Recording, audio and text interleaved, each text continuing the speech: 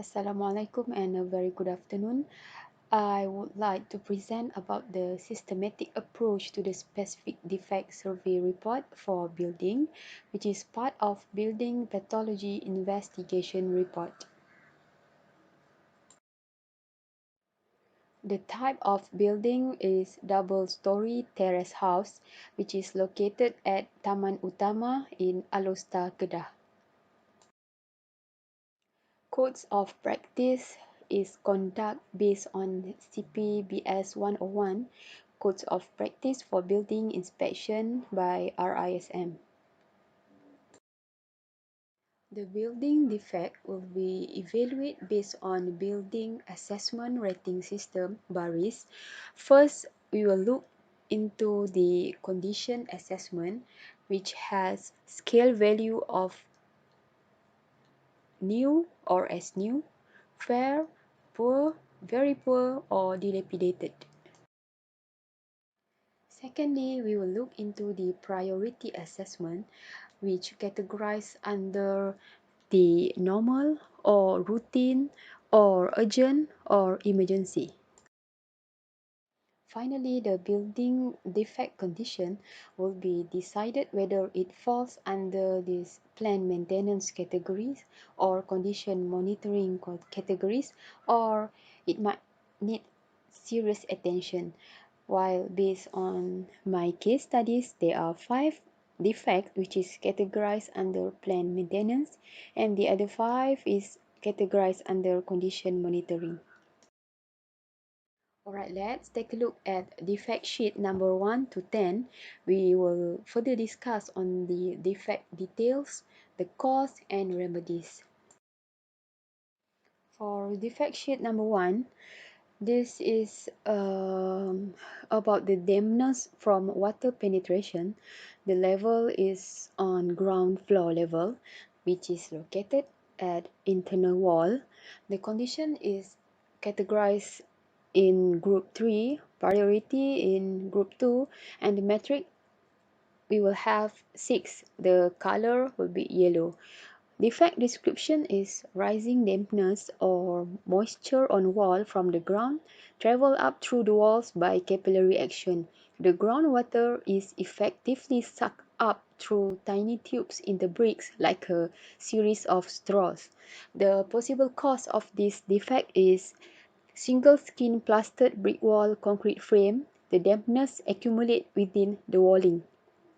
External finish is poorly applied or starting to flake off, then it will allow the wall to absorb moisture. So the possible remedies on this defect is to create a new damp-proof course by stripping the damaged old plaster and drilling holes into each brick, or a damp-proofing chemical is injected into these holes under high pressure to create a water-repellent barrier.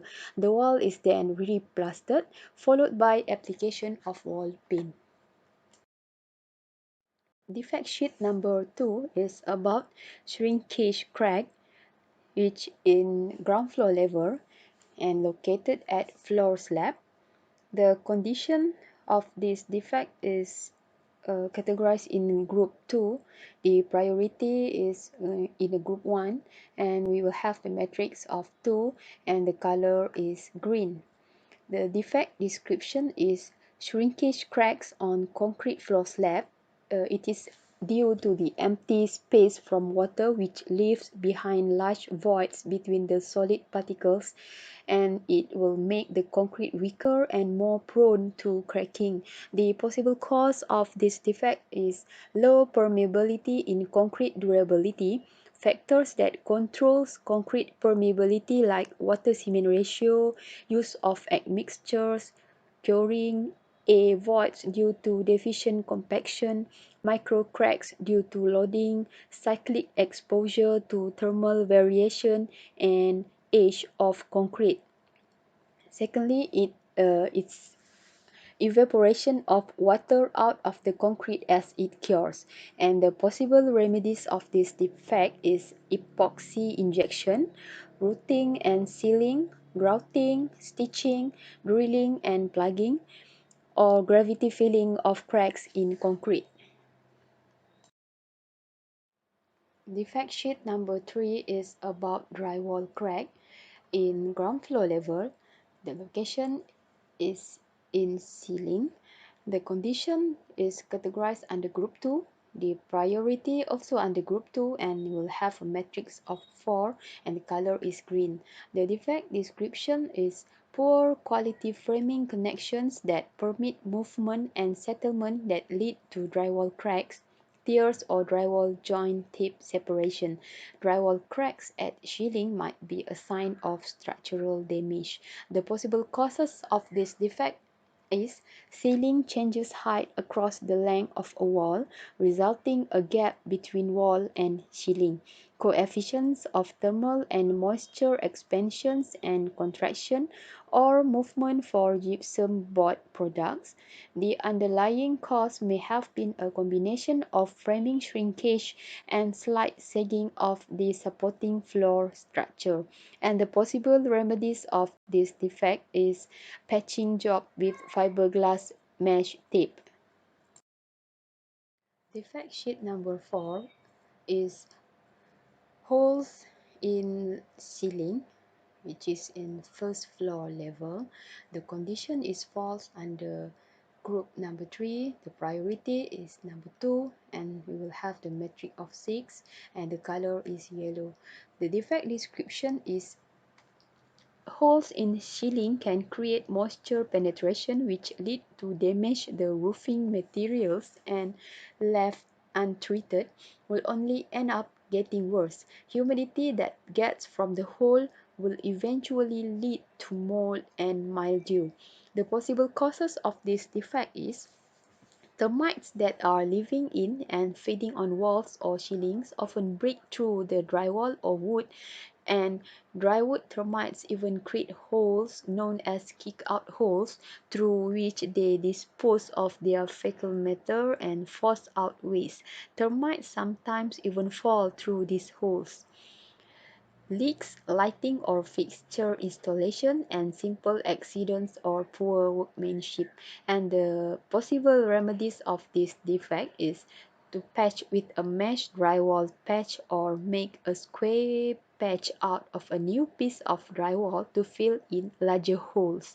Either way, cover the patch up with 2 coats of spackling, sanding after each coat, then prime the patch with a water-based primer before painting over it. Defect sheet number 5 shows the efflorescent plaster defect, which is in ground floor level and location is in external wall.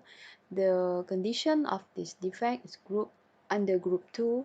The priority is number 1 and we will have the matrix of 2 and the color is green. The defect description is efflorescence defect in plaster rendering deposit of crusty white mineral salts that appear on a masonry surface such as concrete, render, brick or mortar that have leached out from within the substrate when moisture migrates through it. And the possible causes of this defect is biological attacks arising from penetrating rain, evaporation, condensation, air pollution, dehydration, and thermal stress, the mold or harmful growth, insect, animals, and traffic vibration. And the possible remedies of this defect is the plasterwork should be stripped off and any dust removed from the undercoat surface prior to replastering. Defect sheet number 6 shows cracks in roof tiles in roof level and the location is roof finishes. The condition is categorized under group 3. The priority is under group 2 and will have the metric of 6 and the color is yellow. The defect description is crack in roof tiles can cause water move and spread more than expected when the structure underneath the roof tiles becomes exposed to water. Road can easily set in and cause structural deterioration. The water damage can spread further than the internal structure of the roof and affect the interior of the home, which lead to staining drywall, ceilings, and walls. The possible causes of this defect. The most typical causes of roof cracks are foot traffic, protruding nails from underneath, and severe storms. Vulnerable areas include roof valleys and areas of penetration, and the possible remedies is to apply a simple patch or replacement. Regular inspections are advised to avoid a small crack in a roof tile becoming a big problem. It is suggested that inspection should be done at roof level at least twice a year to look out for any potential issues. Defect sheet number 7 shows the blistering of plaster surface in ground floor level, and the location is in internal wall.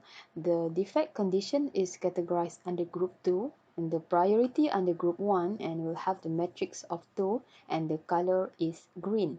The defect description is formation of small patches of plaster swelling out beyond the plastered surface arising due to lead slacking, addition of water to lime, of lime particles in the plaster. This defect is usually caused due to the uneven mixing of plaster.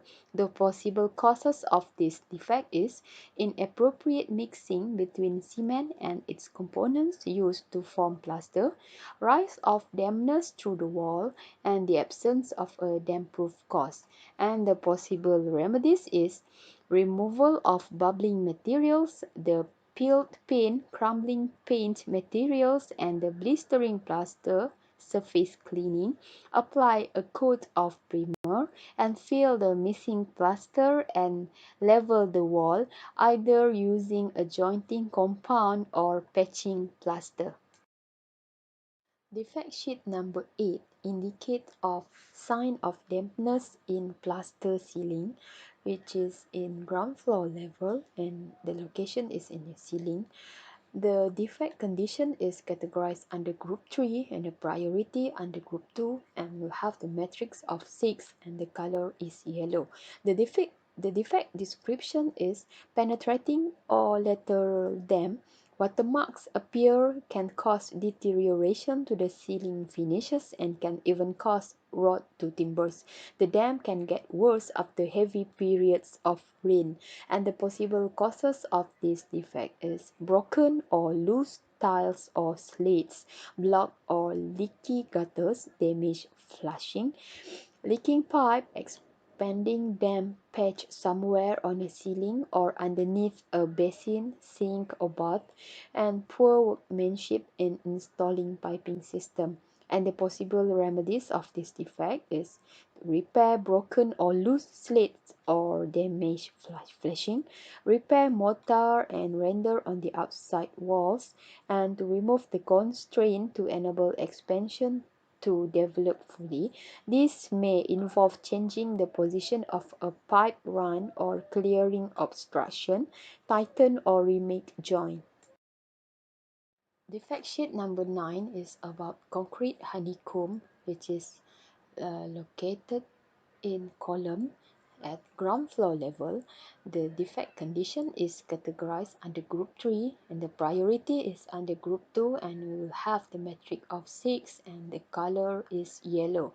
The defect description is honeycomb in concrete column reduce the load bearing capacity, but water finds an easy way to reinforcement roots and rusting and corrosion will start. The possible causes of this defect is improper vibration during concrete, use of very stiff concrete, presence of more percentage of bigger size of aggregate in concrete, also prevent concrete to fill narrow spaces between the reinforcement roots. And the possible remedies of this defect is the affected area should be broken and the portion should be re-concrete after applying grouting chemical to the old surface. Defect sheet number 10 is about peeling paint located in internal wall in first floor level. The defect condition is categorized under group 2, the priority under group 1, and will have the matrix of 4 and the color is green. The defect description is peeling paint resulting the poor surface of wall, and the possible causes of this defect is improper preparation of the surface before painting. Moisture surrounding the wall also seeps in through from the wall to the paint surface. New plastered or skim walls or ceiling are not given enough time to completely dry before painting. Heating on full blast to try to speed up the drying process. And the possible remedies of this defect is removing the peeling areas, establish the smooth surface. Once the peeling paint is removed, the left cracks or holes in the wall will be fixed. Patching compound shall be applied. And lastly, the wall will be repainting. We will take a look on the findings of this report. First, schedule of building conditions. Based on the schedule of building conditions, total marks is equal to the sum of C, which is metric analysis, is 42. Number of defects is 10 and total scores is 4.2. Overall building rating, this is categorized under good condition. Next is cause of defect. Based on this schedule, the cause of gases or liquids, which includes dampness, chemical attack or corrosions, total number is 4, climate or temperature 6, poor workmanship is 6, and defective fittings and installation is 2. And finally, we come to the overall rating of the building defect assessment. Based on the marks derived from schedule of building conditions, the total marks is 42, number of defects is 10, and the total score is 4.2, which is categorized under good building rating. That's all. Thank you very much.